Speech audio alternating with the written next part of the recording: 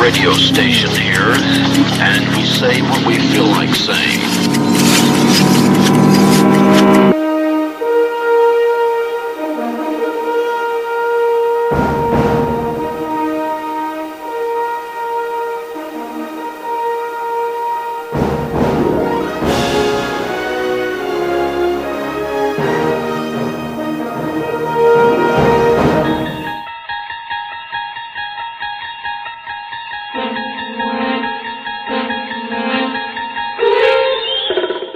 Hi, this is Nadira of the Radio First Termer Iraq Show.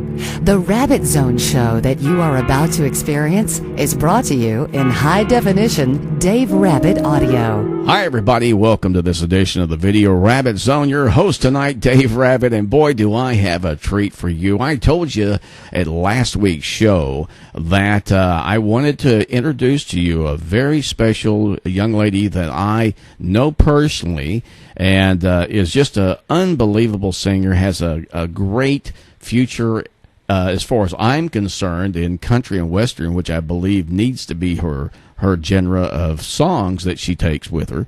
And I think you're really going to enjoy it, and I've got her on the line with me. Please welcome worldwide Ashley Perry. Hi, Ashley. How are you? Hi, I'm good, Dave. How are you doing? Good. Thank you so much for joining me this evening. Well, thanks for having me.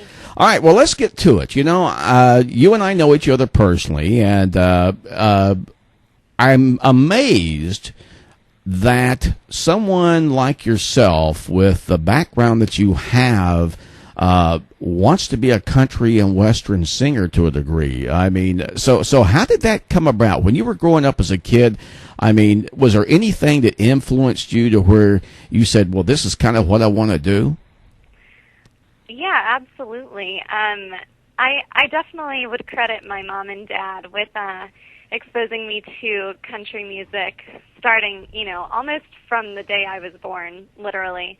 I know that whenever my mom would put me to bed as a baby, and even, through my childhood, she would always put me to bed with country music playing on the radio to help me sleep and to help drown out the noise created by my older sister. So, yeah, that was definitely, they got me started on it early. And ever since then, I've loved singing it and more recently writing it. So it's always been a part of my life. Well, I always ask all the artists that I talk to, of course, I had a rock band in the 60s and sang rock and roll and all that stuff. But, I never attempted to write because I kept thinking, well, how do you go? I just didn't understand the process of the writing process. How do you, when you're creating a song, Ashley, do you create the lyrics first and then try to figure out the music, or is it the other way around? Actually, a lot of people ask me that, and basically, my process, I guess, it's very personalized, and I guess every writer has to find their own, best process that works for them. But for me, I just keep my eyes and ears open for, any type of inspiration, just, whether I'm having a conversation with a friend or if I, see something happening in my own life that inspires me, I'll start generating an idea that way. And I usually start with a title. So, I'll have this title in mind, which kind of generates an idea. And I'll think about, the story that I want to tell in the particular song. And from there, I'll typically start with writing the lyrics to the chorus, which is, the most repeated part of any song, I guess. Right. And after that, I just think about where I want the story to go in the verses, and so I do all the lyric stuff first, and then after that, the music just kind of comes naturally because, you think about what words you want to emphasize and what words are not quite as important, and you just kind of structure the music around that. Well, some of the artists that I've talked to before in interviews, Stevie Hill coming to mind initially from Blood Rock, who's a Fort Worth resident. You know, Stevie and I were talking one day, and I said, you know, Stevie, you know, what's your inspiration for things? And he says, it's the things around me. And I'm just curious, is that pretty much how you see something, you go, wow, I'd like to do a song about that? Is that kind of the process? That's exactly it, for me at least. Yeah, it's just, you know, it doesn't have to necessarily be something going on in my life. It can be something, you know, going on in a friend's life, or just something that I overhear. You know, if I overhear somebody talking about, you know, any given topic going down the street, if they say something that sticks with me, I'll remember it, and, you know, I'll jot it down in my little journal where I kind of store all my ideas. And some of those ideas I go back to, and a great song comes out of it, and other ideas I just kind of let them sit for a while, and I do revisit ideas and say, you know, I don't really feel like I can write a good song about this right now, but, you know, 6 months later I might come back to it and be like, oh my gosh, I have a great idea for this.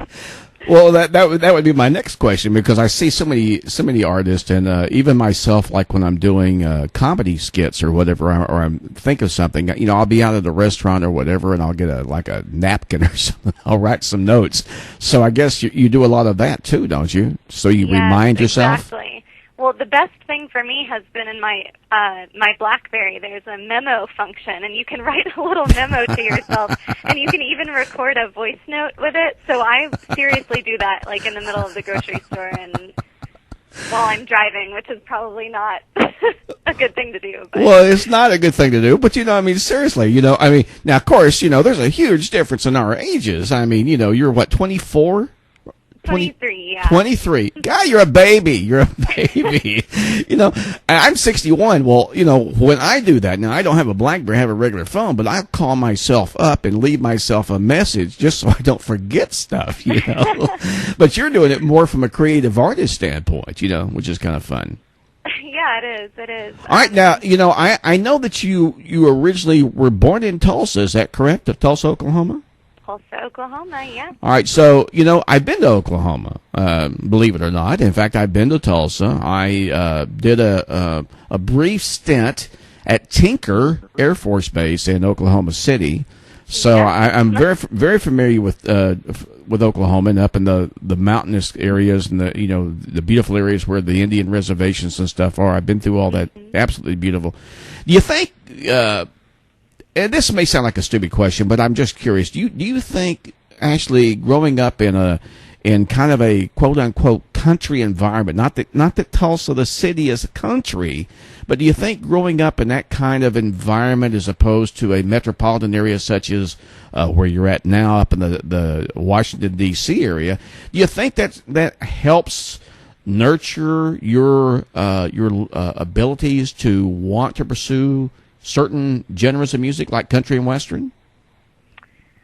Yeah, I definitely think it has something to do with it. I feel like the types of people you come in contact with growing up in Oklahoma are probably a little different than the types of people that I interact with on a daily basis here in D.C., as you could imagine. But yeah, I mean, I feel like the people that I know and love at home are kind of like, you know, salt of the earth, like really good people. Right. And not everyone up here in D.C. is good, Dave. Really? Oh, tell me about it. Oh, I think you know. If you've ever, unless you're living under a rock, I think everyone knows how D.C. is. Yeah. Well, we could probably do a whole show just on that. All right. Well, you know, let's get into the first song. You know, tell me about Panama Beach. Now, we being you, your family, me, my friends Bill and Terry, who I always mention because I've mentioned before.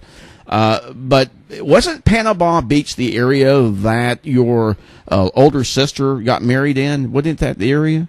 Yes, it was. Okay, so the reason why I'm asking is because, you know, I seem to remember we had a flash that we went to some restaurant in Panama Beach. I'm not really sure. We won't name names, by the way.